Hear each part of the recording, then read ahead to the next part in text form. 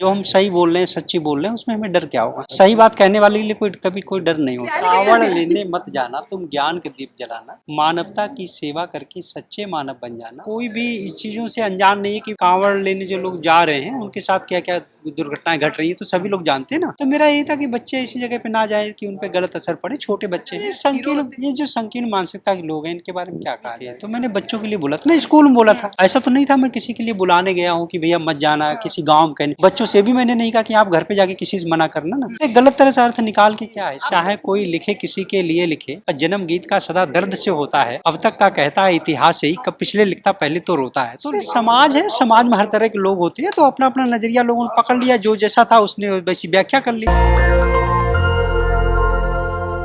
आपने उत्तर प्रदेश में कांवड़ यात्रा के दौरान एक अध्यापक की कहावत ज़रूर सुनी होगी। सोचिए किस तरीके से उन्होंने कहा था कि कांवड़ लेने मत जाना, तुम ज्ञान के दीप जगाना। मेरे साथ हैं खास मेहमान रजनीश गंगवार, उन्हीं से बातचीत करेंगे कि आखिर किस तरीके से उन्होंने शिक्षा के लिए छात्रों को मैसेज देने की कोशिश की और उन पर एफआईआर हो जाती है। उन्हीं से जानेंगे किस तरीके से, क्या कहेंगे जिस तरीके से आप पर एफआईआर हुई। आपने कहा कि ज्ञान के दीप जलाना, कांवड़ लेने मत जाना। हो गया और क्या। नहीं, क्या कहना चाहते थे? आप लोगों की बहुत भावनाओं को आहत कर चुके हैं। मैंने किसी का हाथ नहीं किया, मैं तो बच्चों के लिए सिखा रहा था कि बच्चों का जो धर्म है वो पढ़ाई है, और अपना पढ़ाई करें, यही मैंने सिखाया। बेसिकली आपने कावड़ को टारगेट किया था उसमें कि कावड़ लेने मत जाना। आप कहना क्या चाहते थे? मेन स्ट्रीम मीडिया लगातार आप पर आक्रोश में। छोटे बच्चे आजकल उन्हें रोडों पे नहीं जाना चाहिए, बड़ी दुर्घटनाएं घट जाती हैं। तो बच्चा बच्चा होता, हमारा हो या आपका हो, जब बच्चे के पास कोई दिक्कत आती तो घर पूरा प्रभावित हो जाता है। मेन स्ट्रीम मीडिया में ये भी चलाया जा रहा था कि आपने ताजिया पे नहीं कुछ कहा, आपको कावड़ ही क्यों दिखा था? अब हर किसी का अपना अपना कहना है, कहते रहते हैं। अब ये है कि हर बुद्धिजीवी के फर्ज बनता है अपने अपने समाज में जो भी अगर गलत हो रहा है उसके जो है अपने बच्चों के लिए जो है मार्गदर्शन करें, यही मैंने किया है। किस तरह की प्रतिक्रियाएं मिली आपको कविता लिखने के बाद, वायरल होने के बाद? वो तो सोशल मीडिया आप सब देख ही रहे होंगे, पूरा चैनल दिखा रहा है। अब मैं उसे क्या क्या बताऊं। वाकई में आप मैसेज देना चाहते थे या पॉलिटिकल करियर बनाना चाहते हैं? इस तरीके का मैसेज मैं देकर तो एक मास्टर हूँ, टीचर हूँ, और शिक्षक।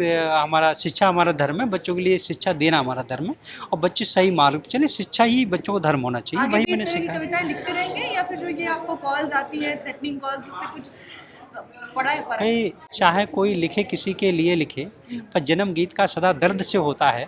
अब तक का कहता है इतिहास से ही, कब पिछले लिखता पहले तो रोता है। तो लिखने का काम है वो हमेशा चलता रहेगा, यही हमारी पहचान होती है तो ऐसा कौन बुद्धिजीवी। सा दर्द बैठा है आपके सीने में जो कविताओं के माध्यम से निकलता है? वो तो आप देख ही रहे होंगे।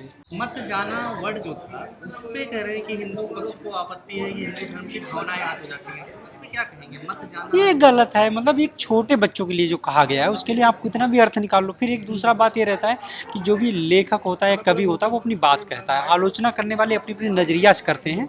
तो उसमें दोनों तरह के पक्ष हो गए, कुछ लोग बहुत बहुत प्रशंसा कर रहे हैं, कुछ लोग अपना नेगेटिव पॉइंट ढूंढ रहे हैं, उसमें हमारा कोई लेकिन आप कवि है ना, तो कवि के तरह से नहीं देखा गया? आपको क्या लग रहा है कि या मतलब शिक्षक के तौर पे नहीं देखा गया, उसको एक पॉलिटिकल रूप में देखा गया? आपको क्या लग रहा है? से समाज है, समाज में हर तरह के लोग होते हैं, तो अपना अपना नजरिया लोगों ने पकड़ लिया, जो जैसा था उसने वैसी व्याख्या कर ली। कविता की वजह से ही एफआईआर हुई थी और एक और आज आपने कविता सुना दी। नहीं तो कविता हुई तो क्या हो गया, कवि है तो कविताओं, कवियों को काम है कविताएं सुनाना, वो मैंने सुना दिया। धमकियों से डर नहीं लगता? कहाँ डर लगेगा, हम तो किसान आदमी, हमको कहाँ डर लगेगा। कहीं तो पसीना बहाते हैं तो खाए। ये वीडियो जो आया है जिस पे एफआईआर हुई, ये कैसे आया लोगों के पास, कहाँ से शुरू हुआ था? हुआ होगा किसी तरह वायरल हो गया होगा। आप तो लंबे समय से करते थे ना कविता तो लंबे समय से आपकी मतलब थी, आप कहते थे, इस तरीके सुनाते थे। हाँ सुनाते रहते, कहते रहते, लेकिन ये कविता पहली बार सुनाई थी। मैं चाहूंगी कि आप कविता की 2 लाइन फिर से सुनाएं।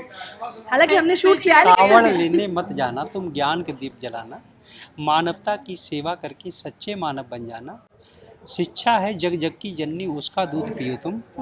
सर मीडिया में ये चला कि आप जो है झुके नहीं, डरे नहीं, तो क्या लगता है मतलब कि ये इस पक्ष का मतलब क्या है? आप क्या संदेश ऐसा है, अब हर आदमी अपना अपना कहता रहता है, लेकिन अब ये है कि हमेशा ये मेरा मानना है कि चाहे सुकरात रहे हो, चाहे बुद्ध रहे हो, चाहे विवेकानंद रहे हो, चाहे स्वामी दयानंद रहे हो, चाहे ओशो रहे हो, तो ये चीज़ें हैं कि लोगों के साथ चलती रहती हैं। जो जगाने का काम करेगा, सही सही बोलने का काम करेगा, तो उसके साथ बच्चों की ऐसे चलता है। अटेंडेंस कम हो रही थी, ये बात बोली गई देखो ये है कि बच्चों का ये है कि बच्चे आए हैं क्लास में, ठीक है। दूसरा ये रहता है कि बच्चे किसी के भी हों, आजकल कोई भी इस चीज़ों से अनजान नहीं है कि कांवड़ लेने जो लोग जा रहे हैं उनके साथ क्या क्या दुर्घटनाएं घट रही हैं, तो सभी लोग जानते हैं ना।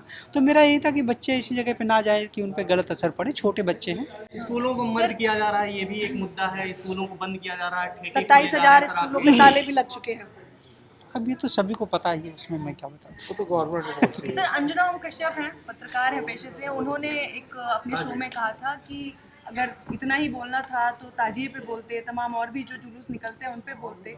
अगर यही आपने किसी और धर्म को टारगेट करके लिखा होता तो कैसे देखा जा रहा था? आज आप ये हीरो संकीर्ण, होते। ये जो संकीर्ण मानसिकता के लोग हैं इनके बारे में क्या कहा जाए। हाँ। देखो, एक लेखक होता है, कवि होता है, वो अपने मन की भावनाओं के लिए जो है बोल देता है। ठीक, वो मैंने बोल दिया। आपने खुद को राजभर साहब कभी हाँ, होता, प्रोफेसर होता, आपने एक ही धर्म को क्यों टारगेट किया? ऐसा कहाँ है? तस्लीमा नसरीन है तो है, उन्हें देश निकाला क्यों हो गया? उन्होंने किसके बारे में लिखा था? तो हर व्यक्ति जहाँ का है और जिसके बारे में ज़्यादा जानता है उसी के तो बारे में लिखता है। लेकिन क्या असल लग रहा है दबाव बनाया गया जो जिस हिसाब से, तो उस हिसाब से लग रहा है कि बोलना आज के दौर में कठिन हो गया है थोड़ा सा आपको? हाँ, जहाँ तक है कि हमारे कई साथी प्रोफेसर वगैरह हैं, वो भी सब कहते हैं नहीं, शांत रहना चाहिए, नहीं बोलना चाहिए। जैसे हम ही थे तो मैंने बच्चों के लिए बोला था ना, स्कूल में बोला था। ऐसा तो नहीं था मैं किसी के लिए बुलाने गया हूँ कि भैया मत जाना, किसी गांव में कहने। बच्चों से भी मैंने नहीं कहा कि आप घर पे जाके किसी से मना करना ना। तो एक गलत तरह से अर्थ निकाल के क्या है इसका आपने मतलब ओम दबाना। प्रकाश राजभर की भी एक बयान का हवाला दिया था कि उन्होंने कहा तो उनको तो कुछ नहीं किया, हमारे प्रोग्राम हाँ, में ये तो FIR। सही, ये तो सही बात है। तो इसमें क्या है भाई, मानते मैं एक शिक्षक हूँ आपके और साथ अन्याय किया गया है? तो मतलब इसके लिए मानते हैं क्या क्या बोला जाए इसके लिए? कार्रवाई जो आपको अब आप लोग हैं खुद ही उसका, क्योंकि पत्रकारों की। आप अध्यापक है, आप पर नौकरी छोड़ने का प्रेशर डाला गया? इतनी बड़ी काम हुआ है, हाँ, ये तो थोड़ा सा दबाव बनाया गया था। अरेस्ट करने का आपको कोई डर है अभी? नहीं, ऐसा कुछ नहीं। दरअसल क्या होगा, जो हम सही बोल रहे हैं, सच्ची बोल रहे हैं, उसमें हमें डर क्या होगा?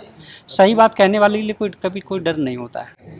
क्या किसी पार्टी विशेष के नेता से भी कॉल आया और दबाव नहीं, बनाया ऐसा गया? ऐसा कुछ नहीं था। सर, ये आप बात कही ABP गई। ये तो से जुड़े हुए थे। हमें तो ये लग रहा है कि जो असामाजिक तत्व थे उनकी ये जो है सब मतलब कार्यशैली थी, और किसी ऐसे व्यक्ति का फोन नहीं आया हमारे पास। लेकिन विपक्ष आप का ABP भरपूर से समर्थन भी मिला, तो जुड़े हुए आने थे वाले सर? समय में, क्योंकि शिक्षक भी हैं और नहीं, शिक्षक तो इसलिए राजनीति की ओर भी चलते इसके हैं। लिए विपक्ष ना जोड़िए, हम एक कवि हैं और सामाजिक प्राणी, तो समाज कहिए, इसे विपक्ष मत सर, कहिए। ये खबर आई कि सर, आप संगठन से शिक्षक- आपके एबीवीपी से भी जुड़े हुए थे पहले आप, और पद से उसके आपको बाद हटा भी पद से दिया हटा गया। अब मैं इसमें कोई बात नहीं कर रहा हूँ। सर और नहीं सवाल है। सर, आप शिक्षक हैं तो जैसे धर्म और जो शिक्षा है उसको एक साथ नहीं पढ़ाया जा सकता। जैसे अभी हम देख रहे हैं कि स्कूल में किस तरीके की स्टोरीज आ रही है, जैसे छोटे छोटे बच्चों को सिखाया जा रहा है हिंदू मुस्लिम अलग अलग। जैसे आपने भी, आप शिक्षक है तो इसका नहीं, ये गलत है। मेरा मानना है कि बच्चे हैं वो हमारे देश के जो है भावी नागरिक हैं, और हमारे समाज में प्रेम, स्नेह और सामंजस्य के साथ एक दूसरे के साथ जिस मतलब भाव से रहेंगे, प्रेम भाव से रहेंगे, तो वो हमारा जो देश होगा काफ़ी अच्छी तरक्की करेगा और सभी लोग हम चैन से रह सकेंगे। और ये हर व्यक्ति का उद्देश्य यही होना चाहिए कि बच्चे जो हैं, बच्चों के लिए हम राष्ट्र प्रेम सिखाएं, मानव प्रेम सिखाएं। यह राष्ट्र प्रेम सिखाया जा रहा है इसलिए? शिक्षक तो अपना काम कर रहे हैं। सत्ता के पक्ष में सर कवि बोलते नजर आ रहे हैं आजकल, और आप कवि होकर के मतलब दरअसल ऐसा है, मेरा मानना है कि हर एक व्यक्ति अपना अपना होता है, लेकिन मेरा मानना है कि हमें जो अंतर मन जो हमारा कहे और जो सच्चाई है उसे ही बोलना चाहिए। वही मैंने बोला। अब आगे भी राजनीतिक मंचों पे दिखेंगे आप? कहाँ राजनीतिक मंचों पर कहाँ गया था मैं? नहीं, मैं कह रही हूँ आगे दिखेंगे। नहीं, राजनीतिक मंचों वो तो बाद की बात। अभी मैं शिक्षक हूँ, टीचर हूँ, अपना पढ़ रहा हूँ, बच्चों को पढ़ा रहा हूँ, मुझे आपकी आनंद आ रहा कविता का सार यूपी का विधानसभा चुनाव तो नहीं? है। नहीं, ये सब चीज़ें नहीं लेनी चाहिए, हमारा ऐसा कोई उद्देश्य नहीं है।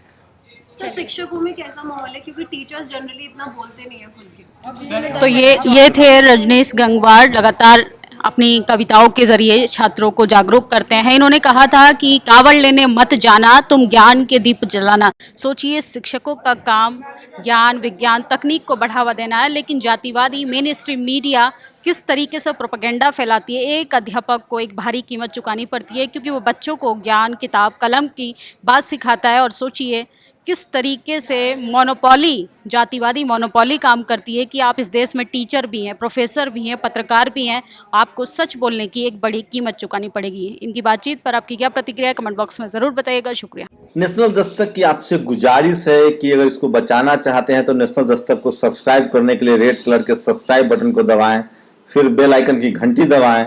नेशनल दस्तक को बचाने के लिए बहुत जरूरी है कि हर खबर को शेयर करें, लाइक करें, कमेंट जरूर करें।